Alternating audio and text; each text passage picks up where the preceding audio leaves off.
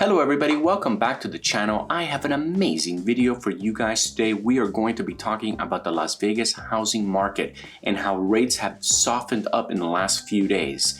Now here is an article from the Las Vegas Review Journal, and I will have a link to this article down in the description below. And the title goes, "The Las Vegas housing market gets slight break as mortgage rates dip." So here, let's read a little bit. Housing market headlines have looked pretty bleak lately. Industry groups have reported a plunge in sales nationally, less competition among buyers, and highest rates of sales cancellations in the US since the onset of the pandemic. Builder confidence plunges and affordability woes mount. So if we look, let me just jump right here. Here's a chart of the rates, right? So this was basically 2021. As you hear, all this was 2021. Look how low they were right here. Wow, that's insane, right? And this is basically 2022. The rates started to creep up, but still, we still saw that boom. People were still like, they knew that the rates were gonna go higher. So people really wanted to jump into the housing market, like right around this section, right? If we jump into the Redfin weekly housing data and we see the sale price, you could see that at the beginning of 2022, we just saw this rapid increase as the rates were going up, right? See, the rates were going up right here and people were like, this is my last chance to get in, right? But the problem was that because the supply was so low, it's what made the prices just go skyrocket, right? I mean, just at the beginning of the year, imagine you could buy a house, the median house price in the United States was $349, $350, and then it went all the way up to almost $400. So that is a huge increase to go up in such a short period of time. But again, people were like freaking out. People knew that the rates were gonna start skyrocketing. There was already talk about inflation. So people wanted to get in early as possible. And with the supply issues, you could see that it was just it was a recipe for basically disaster. And the reason I say disaster is because when the prices go up this high for housing, it is a clear indication that we're due for a correction, and depending how severe the economy is doing at that time, depends how bad the correction is going to be. And when you think about the record low interest rates that we had in, for basically 2022 and 2021, you begin to wonder, like, with all the money that was printed and given to people, with companies shutting down, with everything that's basically happened internationally, now we might be going into problems with China, and if there's any kind of economic problems there, it could really spell disaster for the United States economy.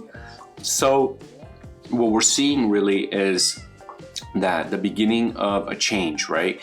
I do believe that we were definitely had it was definitely a seller's market for the last 2 years, but after this hump right here, we have definitely switched into a buyer's market. Now, it doesn't mean that it's still a good time to buy.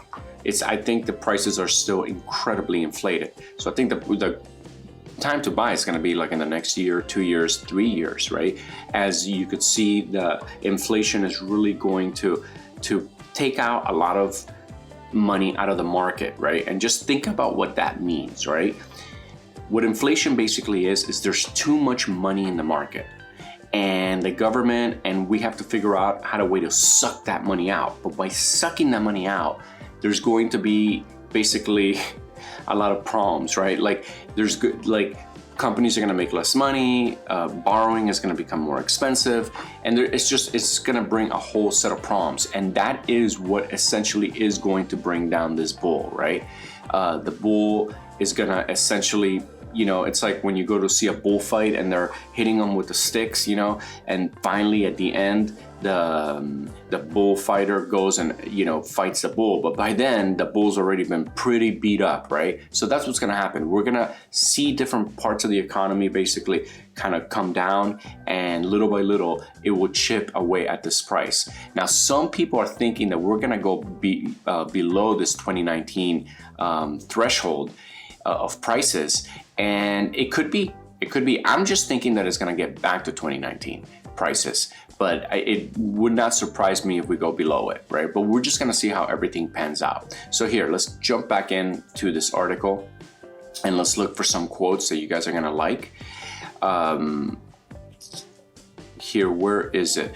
So The sales tally in June was the lowest of the year and marked the third consecutive month drop in the firm reported, fueled by record low mortgage rates that left buyers stretched to their budgets.